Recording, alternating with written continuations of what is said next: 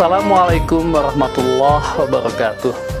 Alhamdulillahillazi kataba alaina syiyam la'allana tattaqun.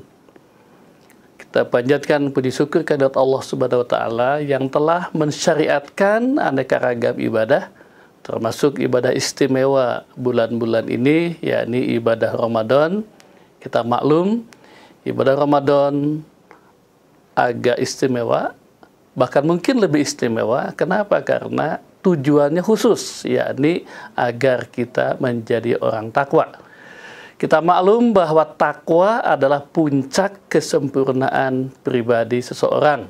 Inna akramakum indallahi atqakum.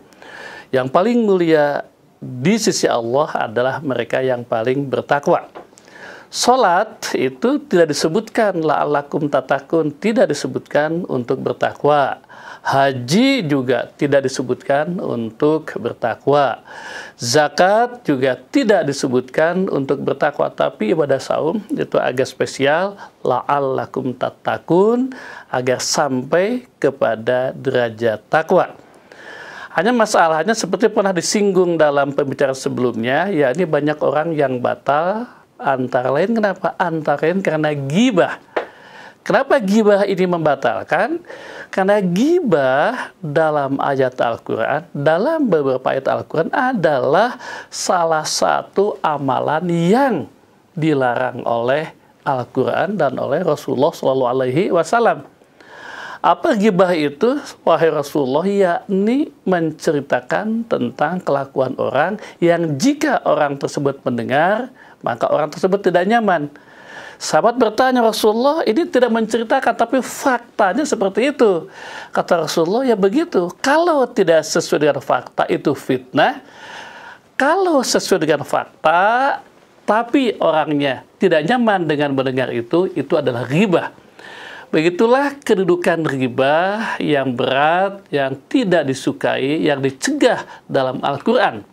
Di luar saum saja kita dilarang untuk melaksanakan ghibah, apalagi ketika kita sedang melaksanakan saum.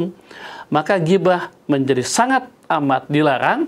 Bahkan seperti saya katakan dalam sesi kita sebelumnya, ghibah akan menurunkan nilai, bahkan membatalkan ibadah saum. Nah, ghibah ini sekarang menjadi sangat amat penting. Kenapa? Karena dulu ghibah hanya bertatap muka, hanya berhadapan. Sekarang ghibah kita mainkan dalam berbagai alat kita. Di mana? Di media sosial.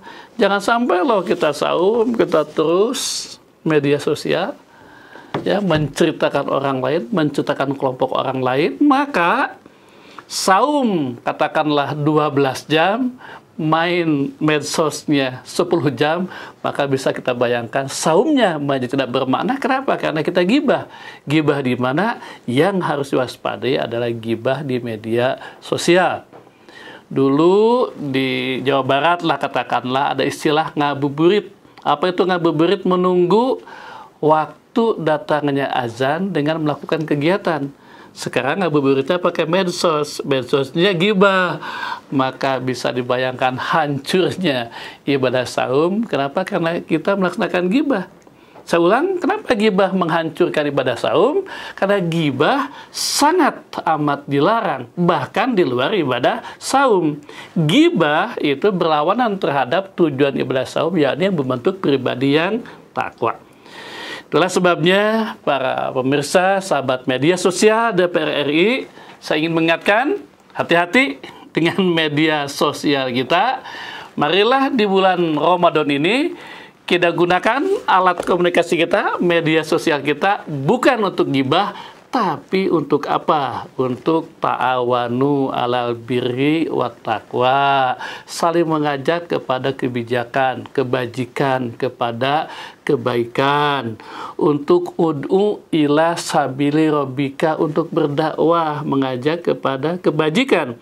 Nah, jika ini yang terjadi, maka saumnya apa? Bertambah nilainya. Sebaliknya, jika ghibah yang kita lakukan dengan media sosial yang sering tidak kita sadari, maka itu bisa jadi mengurangi nilai ibadah saum, bahkan membatalkan ibadah saum. Sekali lagi, hati-hati ghibah saat melaksanakan ibadah saum, dan yang paling tidak terasa, hati-hati ghibah lewat media sosial yang sering tidak kita sadari. Saya kira cukup sekian untuk kali ini. Billahi taufiq wal hidayah. Assalamualaikum warahmatullahi wabarakatuh.